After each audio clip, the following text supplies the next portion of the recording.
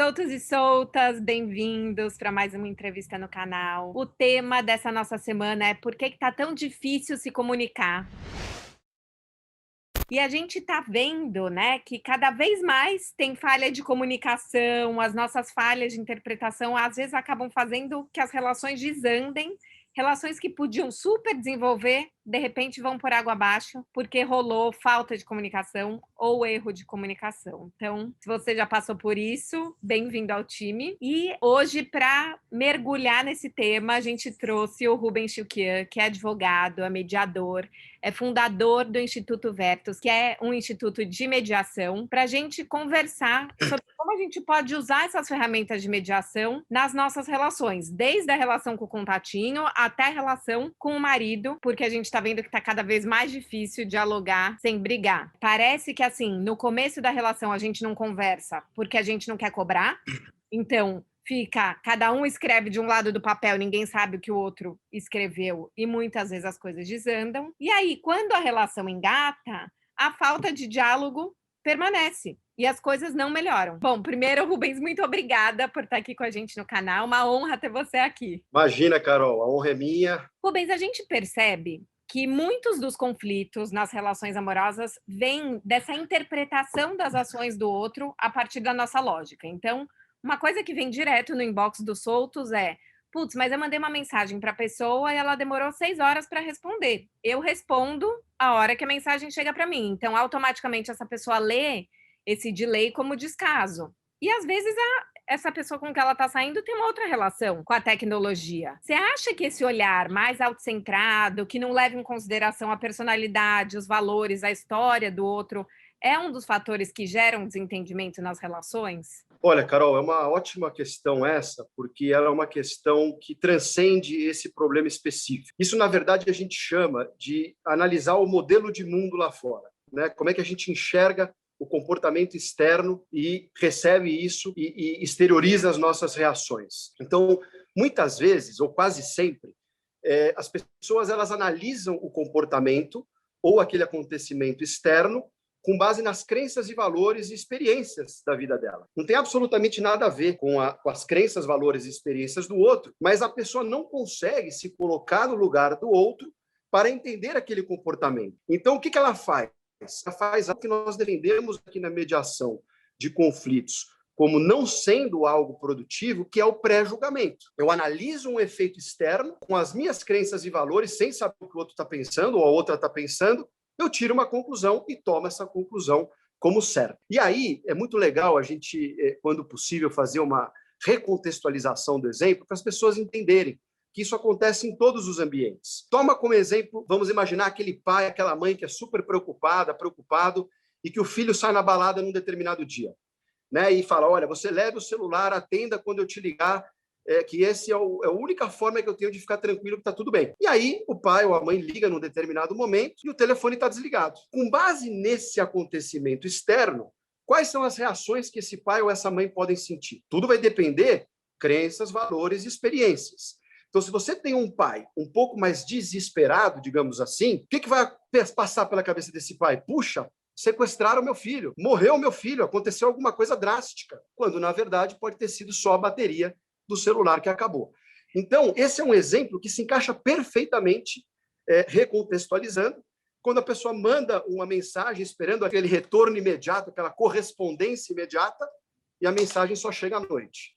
Então, isso explica que precisa haver, né, uma divisão, uma interpretação do que é meu e do que é do outro. Uma coisa que a gente fala muito aqui no canal é também você aprender a ler os jeitos do outro demonstrar afeto, né? Porque tem gente que é isso, que é muito falante, que abraça, que manda mensagem de 10 linhas. Por exemplo, eu sou assim. Tem pessoas que são mais fechadas e vão demonstrar o afeto nos atos, mas vão te responder de uma forma objetiva. Se você entende que o outro é objetivo, você não vai ler objetividade como descaso. Mas parece que a gente está sempre com esse alarme de incêndio ligado, achando que o outro vai passar a gente para trás. Você sente que isso tem acontecido? Olha, Carol, isso acontece e eu acho que essa questão está intimamente ligada à segurança de cada um. Não existiu uma dependência em relação ao outro. Se eu preciso de uma correspondência, que a pessoa haja de um determinado modo que me satisfaça, o que eu estou querendo dizer com isso? Que eu não estou seguro de si. Eu preciso que o outro faça movimentos para eu me perceber na relação. Agora, se a pessoa fala uma vez por semana eu te amo e a outra fala 10, isso não quer dizer que um ama mais ou menos. Às vezes o que fala um ama mais do que fala 10. Porque aquele que fala muitas vezes, às vezes não dá o sentido exato da palavra eu te amo. Então, eu acho que cada um precisa entender aquilo que faz bem para si e entender que, às vezes, a atitude do outro, que acaba afetando a essa pessoa que recebe algum comportamento, não é necessariamente pela atitude do outro, e sim por uma fragilidade, por uma insegurança que está dentro da própria pessoa. Então, é mais ou menos assim, puxa, eu preciso ouvir que ela me ama. Se eu não ouvir que ela me ama, eu não vou estar seguro na relação. Mas, Carol, qual é a certeza de que essa insistência em buscar o eu te amo é verdadeira e vai fazer bem? E eu acho que é até brincar com as nossas fragilidades, né? Então, se eu começo a me perceber que eu preciso que o outro fale que ele me ama para eu me sentir seguro, ao mesmo tempo que eu tenho que me trabalhar, que a gente vai falar mais para frente, acho que a gente pode falar isso para o parceiro, até meio num tom de debote, falar, olha, tô numa fase mais carente, então, quando você puder falar, viu, vai me ajudar. E tira sarro da própria fragilidade, porque às vezes a gente fica querendo esconder e isso só vai aumentando a nossa insegurança, né? Olha, Carol, uma dica aqui para os soltos e soltas. Há duas palavras que são transformadoras para uma mudança, que é a humildade e a aceitação. Tecnicamente, humildade e aceitação é exatamente o que você acabou de dizer. Ser uma pessoa leve, uma pessoa às vezes brincalhona, que apresenta as suas fragilidades com o objetivo de melhorar. Como é que uma pessoa pode melhorar numa determinada situação, num determinado comportamento, se ela não aceita que ela tem essa deficiência? Colocar a sujeira embaixo do tapete. Então, no momento em que, é óbvio que a gente não vai aqui recomendar que coloque uma placa na cabeça e saia dizendo aí fora que é carente, ou que precisa ouvir eu te amo. Não. Mas no momento em que há uma cumplicidade, um respeito, uma confiança, é muito mais digno e mais inteligente falar para o parceiro ou para a parceira o seguinte, olha, como você muito bem colocou, eu tenho aqui uma carência, estou curtindo você, eu sinto uma necessidade de ouvir que você me ama. Será que você pode fazer um esforcinho maior? Com isso, o que acontece? A relação fica mais leve, não há cobrança, não há um pré-julgamento inconsciente em que a pessoa fala, puxa, essa semana ele não tem um caderno, né? Essas pessoas normalmente têm um caderno que elas vão anotando. Falou hoje, anota ali no calendário, e depois conta e joga na cara. Então, contabilidade, tabelinha de Excel para controlar nossos gastos do cartão de crédito, ninguém tem. Agora, para guardar quantas vezes o cara respondeu, a gente tem. Eu não duvido.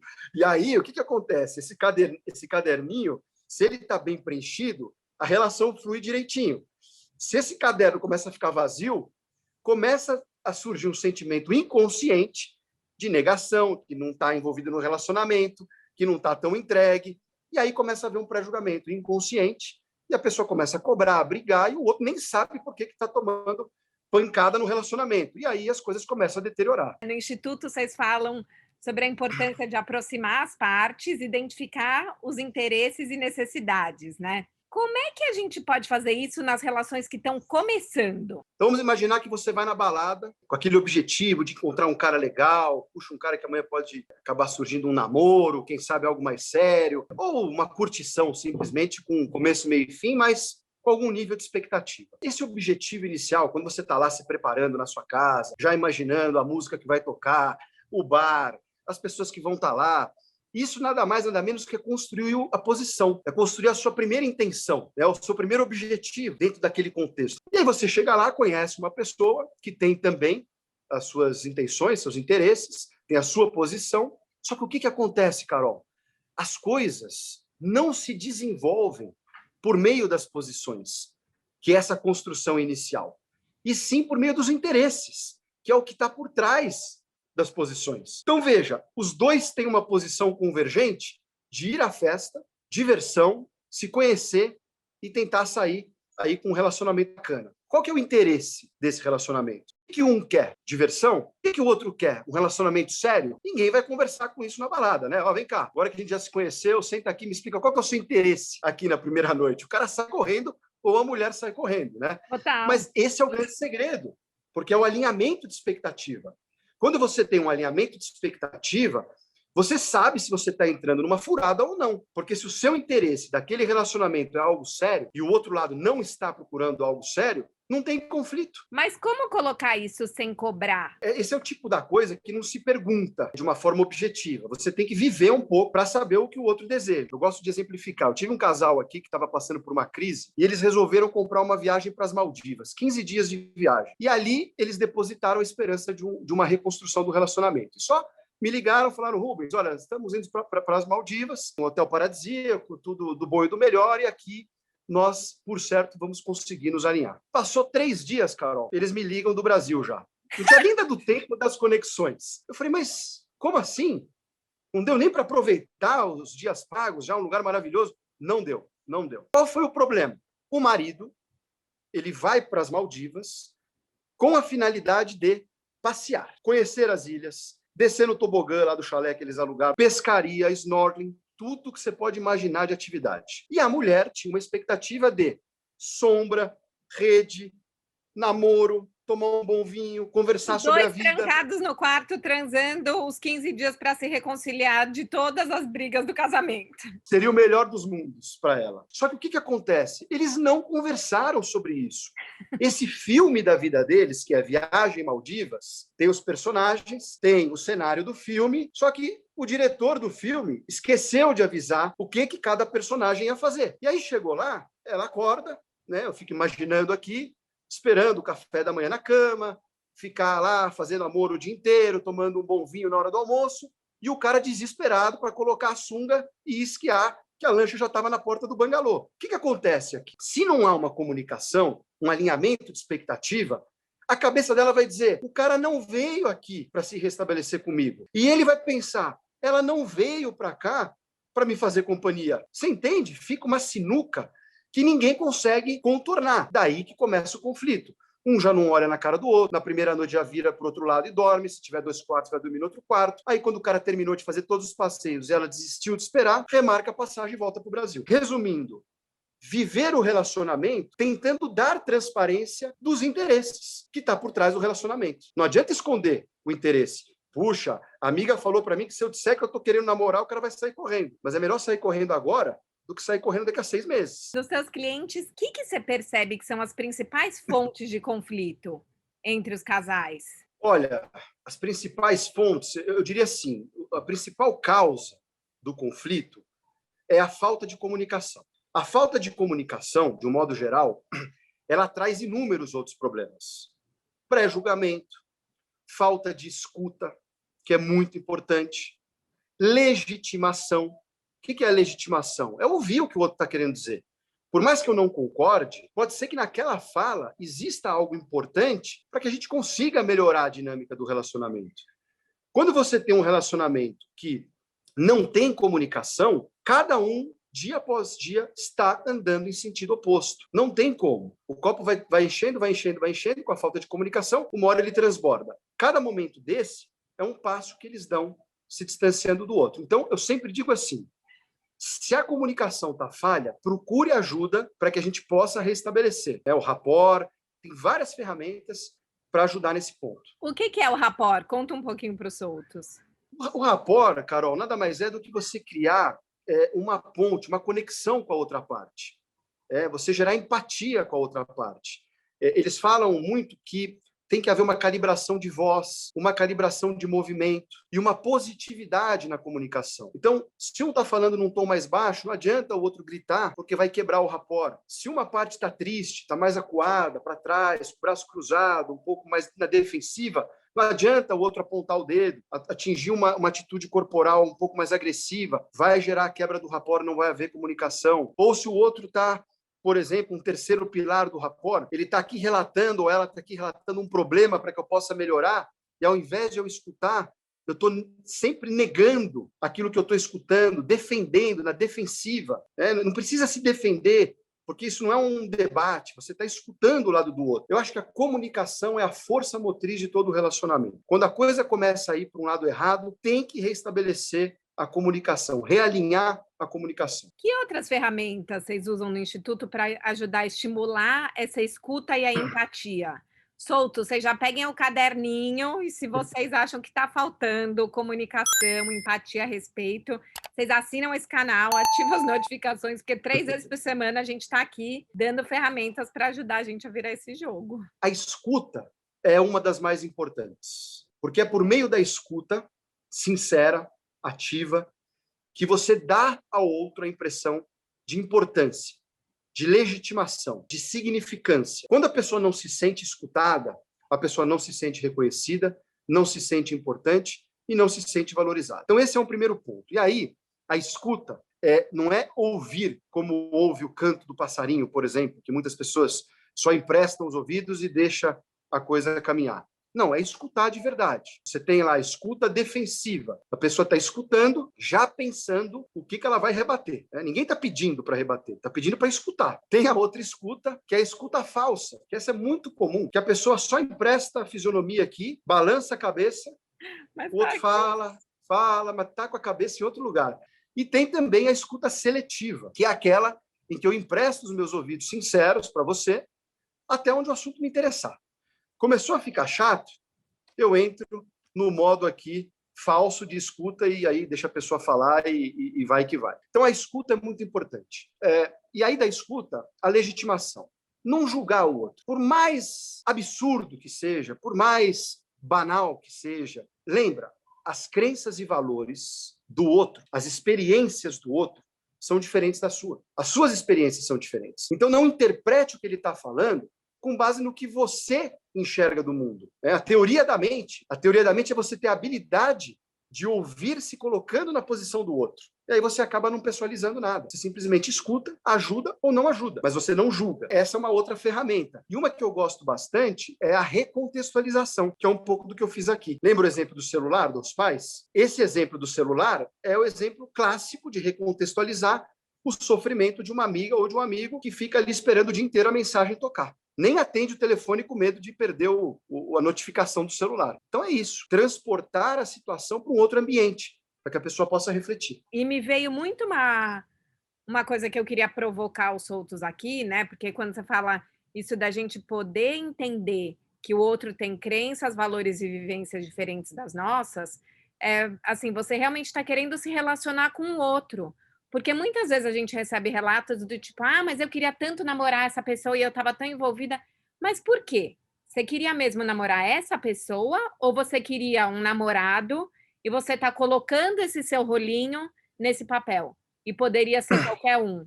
Porque se poderia ser qualquer um, ou se você se deixa levar, não é porque o beijo foi bom, é porque a gente teve um papo incrível e você está muito mais na projeção do seu ideal do que na relação com aquela pessoa, você não vai querer entender aquela pessoa, porque entender ela te afasta da sua fantasia, né? Porque, afinal de contas, você não quer viver a relação ali, você quer que ele seja o personagem da história de amor que você criou para você. E daí você se sente uma coitada, porque não é valorizada, porque essa história não acontece. Então, vamos puxar para a gente a responsabilidade e se perguntar, eu estou olhando o outro? Eu quero me relacionar com ele mesmo? Então, a primeira coisa é eu entender quem é essa pessoa. Normalmente, quando essas paixões fulminantes aparecem, você muito bem colocou, não necessariamente é em razão da pessoa que apareceu, e sim de um comportamento ou de uma atitude ou de algum ponto positivo dessa pessoa que se encaixa perfeitamente naquilo que você mais precisa naquele momento. Vamos imaginar um homem que está procurando num relacionamento uma mulher que dê a ele uma química maravilhosa na cama. Vamos pensar dessa forma, que isso é um exemplo muito bacana. E aí essa pessoa encontra essa mulher. O que acontece nessa reação? Ele que estava buscando, ou precisando, melhor dizendo, né? Porque a palavra aqui não é buscando, é precisando. Ele precisa de um relacionamento com uma química mais forte, seja para saciar a insegurança dele, a carência dele, ou porque aquilo é importante para ele, não interessa o porquê nesse momento, mas ele encontra essa pessoa, ele começa a se relacionar, gera uma paixão avassaladora, eles vão lá, compram aquela medalha lá da alma gêmea, já corta, pendura no peito em uma semana, legal, até aí tudo bem. Só que o que acontece? O relacionamento é composto de outras coisas, e que a pessoa está tão cega, às vezes, nesse item específico, e que ela passa por cima das outras coisas que muitas vezes desagradam. Então ela não vive o relacionamento correto, ela não vive o relacionamento como deve ser, ela vive metade. ou 1/3 do relacionamento, que é a parte da cama, da química. E aí o relacionamento, por algum motivo, acaba. E aí você imagina dando aconselhamento para esse amigo, né, que está lá sofrendo, não tem mais o vício dele, que é a questão da química, porque essa mulher era a mulher da minha vida, ele não enxerga que todo o restante não estava certo. Ele só consegue enxergar o que o sentimento interno dele, o conflito interno dele pedia. E aí você fala, puxa, mas você é um cara bacana, você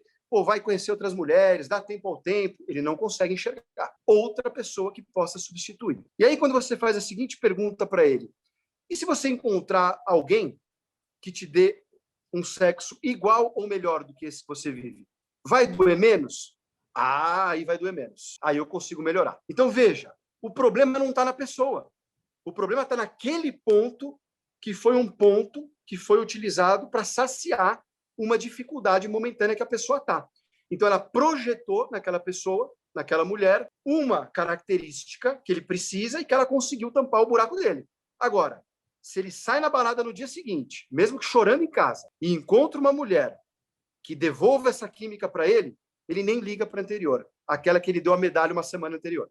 Mas é muito louco porque ele vai ficar eternamente terceirizando o problema, né? E acho que é legal porque isso leva a gente para o ponto do autoconhecimento. O quanto você acha que o autoconhecimento é essencial para a gente ter essas relações mais saudáveis e conseguir separar mesmo o que é frustração decorrente das minhas expectativas, o que realmente é erro do outro? Ele é fundamental e não só nos relacionamentos. Ele é fundamental nos relacionamentos familiares, nos relacionamentos amorosos, nos relacionamentos profissionais, e ele é indispensável para o nosso bem-estar. Porque a pessoa que tem autoconhecimento, ela sofre menos, ela não se deixa influenciar com a atitude do outro. Quando a outra pessoa direciona um ataque, ela sabe que esse ataque não é direcionado ou contra ela, na verdade é uma projeção do outro. E o autoconhecimento não é só saber das suas virtudes, é saber das suas virtudes e das suas fraquezas, porque são as fraquezas que puxam a gente para os acontecimentos indesejados da vida. Então, se eu fico só trabalhando as minhas virtudes, ressaltando as minhas virtudes, a vida, de uma forma ou de outra,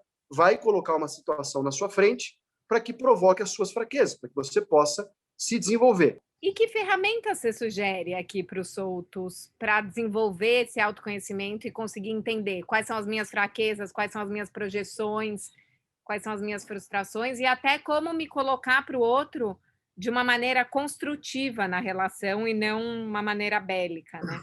A gente tem algumas ferramentas nos nossos cursos aqui de autoconhecimento, mas eu acho, Carol, que o mais importante e a sugestão mais importante que eu deixo é que eles passem a olhar para dentro quando acontecer um determinado problema. Faça uma retrospectiva dos seus problemas recentes e olhe para esse problema com uma visão de não culpar o outro do que aconteceu, e sim de perceber internamente qual foi a sua participação dentro daquele problema.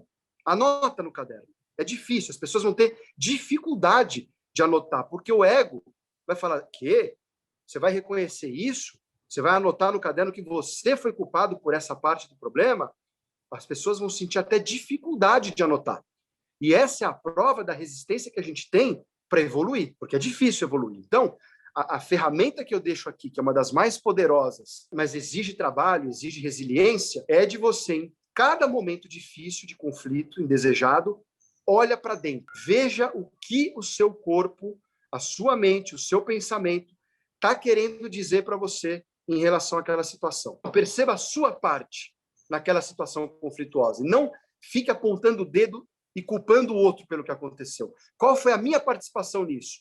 Eu enchi a paciência dele? Eu enchi a paciência dela? Eu abusei? Eu falei que eu ia sair para um happy hour e fiquei até 5 horas da manhã? Assuma as culpas do problema. Olha para dentro e reconheça para o outro. Ou eu não me coloquei por medo de cobrar, porque aqui isso é uma coisa que a gente combate muito nos soltos, que a gente escuta o tempo inteiro as pessoas reclamarem dos outros. Então é isso, só tem crush lixo, ninguém quer nada com nada, são tempos difíceis. Culpar o outro é uma posição muito confortável, porque deixa a gente nesse lugar da vítima, refém das circunstâncias, e tem um prazer aí nessa dor, mas a responsabilidade de mudar as relações é nossa. E eu sinto que às vezes as pessoas têm mais prazer em ficar nessa reclamação e nessa culpa do outro, nessa eterna briga, do que transformar as relações, né? Vocês até falam que vocês buscam soluções para as relações, e às vezes eu vejo que as pessoas estão mais querendo brigar do que solucionar. Às vezes a gente encontra um casal que tem uma dinâmica de briga, e essa dinâmica de briga é justamente aquilo que mantém acesa a chama desse casal. Sabe por quê?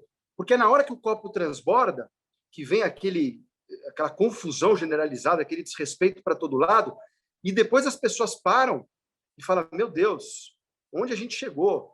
Puxa, a gente se gosta, a gente se ama, e aí gera, né, o esvaziamento do copo e a relação fica serena por algum tempo. Eu não consigo sair da dinâmica do conflito e o conflito acaba sendo a saída para que eu consiga me entender depois da explosão com o meu parceiro ou minha parceira. Voltando no outro ponto, da questão da insegurança, existem muitas pessoas machucadas aí fora, né? Como você muito bem colocou, inseguras.